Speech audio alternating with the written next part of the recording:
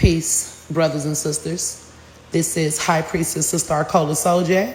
And yes, today we're starting with the black box. So I'm going to explain a little bit about the black box for you guys that don't know. So the black box is something that I started last year, and I haven't been as consistent because I've been traveling a lot, but it's a black box that I have at home. And for years, I've had an email that I allow customers, clients, and just people that support me to ask me metaphysical questions. This was even before I got on internet and all of that. This was just for me, doing this work for years. And so when you see the black box, I was just thinking of how I can keep that going while I'm out still traveling, because I'm still traveling. I'm not home.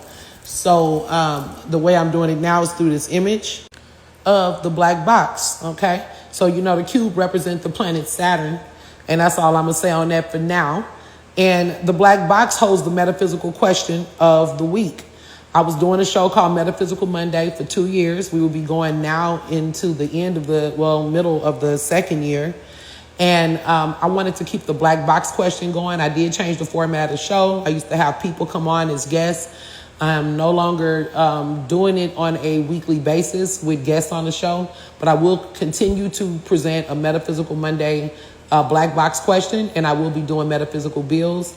And then once I get back home, I'll start bringing the guests back on if that's, if that's feasible at the time, okay?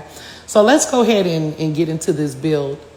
Again, this is High Priestess Sister Arcola Soldier, and you are watching Calligraphy TV. And I am a full-time High Priestess and reader, oracle, and energy worker. If you are interested in any of my services, my email is in my bio. Serious inquiries only. And we're going to go ahead and get into this build now. So before I give you guys the black box question build, which was do positive thinking negates challenging astrology aspects. So before I even get into that build, I want us to start with this build. And this one is called the Conscious Solar System, okay? And I'm speaking to Solar, Soular system, okay? So the question that was in the black box question for this particular build is, are planets like humans are gods, right? So first off, let's speak to the human quality of the planets, or what people would maybe liken to the human qualities of planets. The question is no, planets are not like human, like you and me, not in form. They don't have egos, bodies, or personal desires. They don't think like us, okay? But planets are like you in function, systems, and consciousness, okay? So I know that most of the information that we have about planetary names and information comes more from the European aspect, the names of the planets and stuff like that. So we're not going to go too deep into those differences about the Greek names and all of that. What we want to focus on tonight is the spiritual body and archetypes and purpose of these planetary bodies and energies. Okay? So I'm not going into whether or not the universe is real or any of those types of things. We're going based on what we know as our solar system and the energies that have governed this planet, as above, so below. The sky and the earth has always had a correlation. They've always been, in harmony and in sync with each other, okay? So planets are, in a way, kind of like an AI, but not in the form of what we know as tech and technology.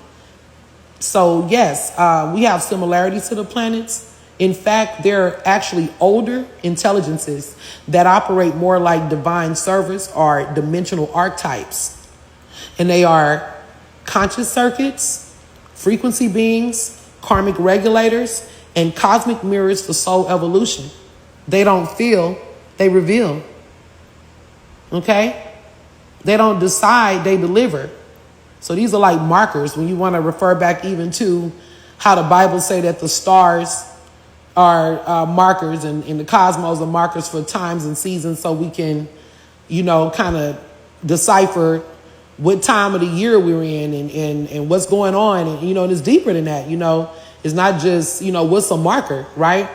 What's a sign and a symbol, and a sign and a symbol for what? Okay. So even though the Bible don't get deep into astrology, and most people in religion, a lot of them don't subscribe to astrology, but whether you do or not, these energies are still here. And no, they're not gods, not in the way humans think of gods, but as emotional rulers. They're programmed intelligences with divine order. Okay. So here's the real. Each planet is a living law, not a person. They're not watching, quote unquote, watching us like with their eyes, but they are responding to our soul codes. They respond to our karma, our choices, and timelines. And like a cosmic cause and effect system, divinely intelligent, but not emotionally personal. So that's why when people say, well, why would God let something happen like this? Or, oh, the devil or whatever is throwing me off course. And obviously, when I refer to God, I'm speaking to the consciousness and that field where everything flows, the void where everything starts, where we are all residing, right? Not just on earth, but beyond the earth. So, yeah, these are conscious energies. They are conscious functions of a much bigger architecture, not in the same way as humans, but you could call it God's operating system, okay? A part of a God body, right? Or some may liken, if you see these pictures I'm using here, to the Elohim or to the Neteru or even Orishas or any other God system that you may subscribe to, okay? You respond to planets because they are encoded into your spiritual DNA. So when Saturn visits, it's not coming for you. It's activating the contract you signed before you came here.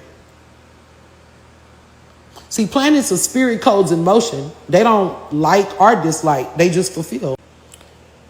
You, however, are us. We're the mirrored being learning how to master their influence while remembering that you too are made of star matter. And see, that's the code right there. We are programmed intelligences within the divine order. Let's unpack that in real time, because that phrase is more than poetic. It's a metaphysical truth.